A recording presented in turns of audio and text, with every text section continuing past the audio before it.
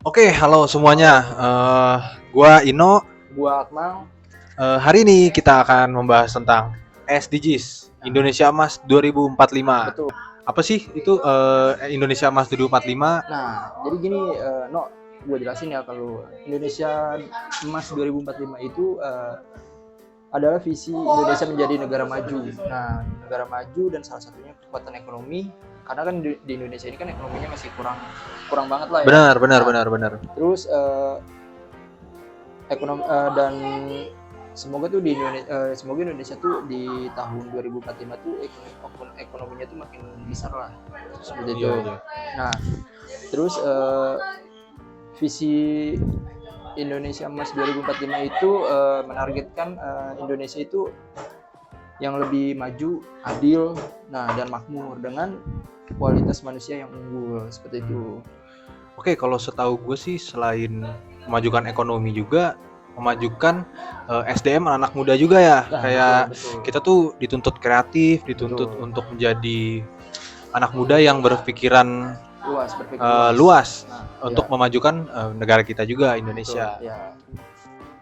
Oke, menurut lu Indonesia 2045 itu harus gimana sih? Nah, kalau dari gue pribadi sih, Indonesia Emas 2045 itu kan semoga pendidikan itu yang di luar Indonesia atau di luar pulau Indonesia itu makin membaik lah, seperti itu. Contohnya kayak di kampung-kampung, di pelosok-pelosok, karena kan di pelosok-pelosok itu kan sekolah itu kan masih kurang banget lah. Belum rata ya? Belum rata, seperti itu. Dan masih kurangnya juga tempat pendidikan seperti itu di luar seperti sekolah-sekolah masih yang belum bangunannya belum bagus gitu, betul. Gurunya belum banyak gitu ya. Iya. Itu sih menurut gua. Oke, ini kan kita berdua udah nih tentang 2045. Gimana kalau kita tanya-tanya teman-teman kita yang di Undira, boleh. apa sih tuh SDGs Indonesia Emas 2045? Oke, kita tanya-tanya teman kita ya. Oke, malam Pak. Saya Ino dari jurusan Komunikasi Universitas Undira. Saya mau bertanya beberapa pertanyaan. Sebelumnya, Bapak ini di Undira sebagai apa? Saya di sini, nama saya perkenalan dulu ya. Nama saya Fauzan Sifki, bisa dipanggil Pak Fauzan juga. Di sini saya bekerja di bagian staf dan penanggung jawab di Perpustakaan Universitas di Nusantara Jakarta Barat Tanjung Duren. Oke. Gitu. Oke, Pak, kenalin saya Ino dari mahasiswa Undira, jurusan Komunikasi. Oke, siap.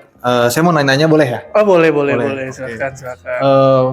Pertanyaan pertama itu seputar apa sih itu Indonesia Emas? Bapaknya taunya Indonesia Emas itu apa? Oke, untuk Indonesia mencapai emas di generasi 2045 nanti, yang ada 3, yaitu pilar strategis, yang keduanya itu rencana pembangunan, jangka panjang nasional maupun jangka pendek, terus habis itu keterlibatan semua pihak.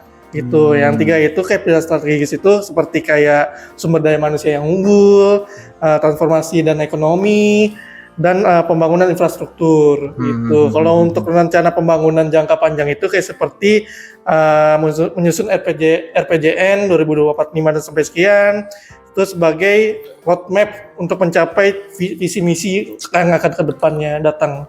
Oke, jadi seperti persiapan gitu Mas ya? Iya, betul. Oke, berarti kita lanjut ke pertanyaan kedua ya. Siap.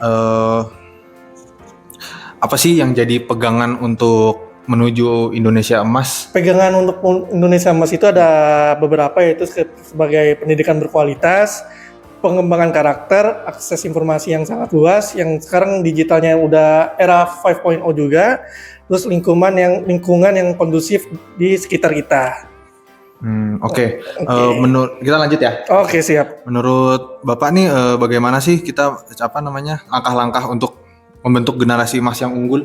Langkah-langkah untuk generasi emas yang unggul, kita harus berani untuk mencapai tujuan, dalam artian kata kita harus siap menghadapi tantangan, tidak boleh berputus asa, dalam artian contohnya seperti akses informasi ya. Sekarang akses informasinya itu sekarang kan udah eranya digital 5.0 ya. Betul. Jadi semua informasi yang ada kita bisa kelola, dalam artian kita harus pandai pintar memilih informasi.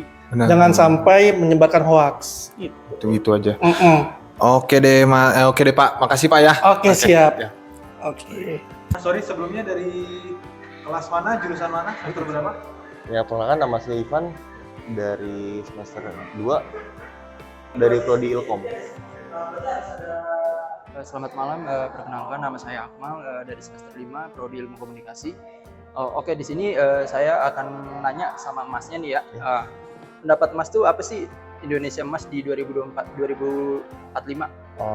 Kalau untuk pendapat saya, Indonesia Emas 2045 itu adalah visi Indonesia menjadi negara yang maju, salah satu kekuatan ekonomi untuk lebih berkembang. Oke, itu menurut Mas Ya, pendapatnya ya? Oke.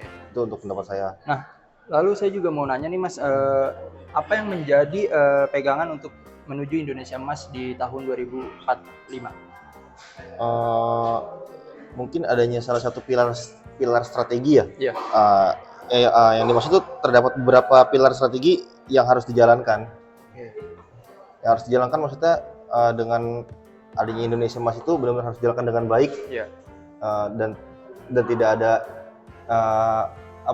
kalau dibilang, kalau bahasa kita blunder lah gitu. Iya. Berarti untuk kedepannya Indonesia biar lebih maju lah Iya. ya. Betul. Oke. Nah, ini pertanyaan terakhir nih Mas Iya. dari saya ya. Bagaimana membentuk generasi emas yang unggul? Kalau untuk itu mungkin dari yang paling besarnya adalah dari pendidikan dulu sih. Oke. Karena pendidikan kita untuk sekarang kan masih agak kurang. Masih umum ya, Masih apalagi umum, di kurang. di negara ya. Negara. Iya. Nah, mungkin kedepannya untuk lebih baik lagi Iya. dan untuk kurikulum mungkin akan lebih diperbarui lebih. Betul, betul. Oke Mas, sekian dari interview saya. Terima kasih. Oke Kak, maaf mengganggu waktunya sebentar. Jadi di sini kami ingin menanyakan ke kakaknya, apa itu Indonesia Emas di tahun 2045? Indonesia Emas ialah Indonesia yang bertujuan dari Indonesia maju dalam segala bidang terutama ekonomi. Oke.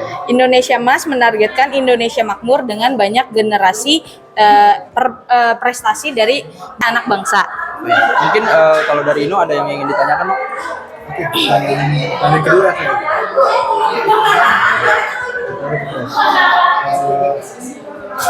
Untuk kakak sendiri, ada nggak sih pegangan untuk menuju Indonesia Emas 2045? Ada nih, ada 3. Yang pertama, pilar strategis seperti pembangunan sumber daya manusia unggul, transformasi ekonomi. Terus yang kedua, ada rencana pembangunan jangka panjang nasional, di mana pemerintah telah menyusun RPJPN 2024 sampai 2045 menyusun Indonesia Emas. Yang ketiga, keterlibatan semua piagam dalam bekerja sama di seluruh elemen masyarakat. Singkat jawabannya. Iya. Pertanyaan terakhir mungkin ya. Oke, mungkin pertanyaan terakhir ya Kak dari kami. Kami mau bertanya bagaimana membentuk generasi emas yang unggul? Dengan meningkatkan pendidikan dan berkualitasnya lingkungan yang kondusif. Oke. Terima kasih Kak atas pertanyaannya. Iya, sama-sama. Lanjut Pak. Oke, dirancangkan sebagai tahun emas, tetapi ya itu sudah harus jelas 100 tahun itu kayak apa Indonesia itu. Tentu saja ini sudah karena umurnya Republik ini sudah 100 tahun, tentu Betul. saja capaian-capaian baik itu pembangunan sumber daya manusia maupun pembangunan secara fisik sudah harus jelas dalam 100 tahun negara ini berdiri. Oke. Saya lanjut ke pertanyaan kedua ya Pak ya. Ya. Apa sih yang jadi pegangan Bapak untuk persiapan kita menuju Indonesia Emas 2045? Ya harus mempersiapkan diri dong. Tidak hanya kaum muda yang harus siap, tetapi juga yang udah pasukan tak berguna istilahnya. Kalau udah pensiun kayak begini juga harus mempersiapkan agar nggak ketinggalan. Tetapi kita punya dasar gitu loh, harus membekali generasi kalian ini untuk hidup tahun 2045 itu harus kayak apa, karena yang jelas dunia semakin mengglobal, kemudian juga negara tidak ada batas lagi bordernya, jadi semua kan harus bersama-sama, tidak bisa negara itu sendiri, tetapi juga kerjasama dengan negara lain dan sebagainya, itu harus sudah tertata dengan rapi. Kalau misalkan Bapak kan tadi bilang ini angkatan yang sudah pensiun Pak, tapi kayak langkah kecilnya itu ada contohnya nggak Pak kalau menurut Bapak? Ya, agar kita ini tidak merasa tertinggal gitu loh, gaptek jangan gitu loh, maka Oke. harus juga bisa hidup di alam-alam yang dengan teknologi Berarti yang mengejar modern ini. perkembangan teknologi Pak Oh ya? iya, itu Oh iya. kan kewajiban gitu. Iya.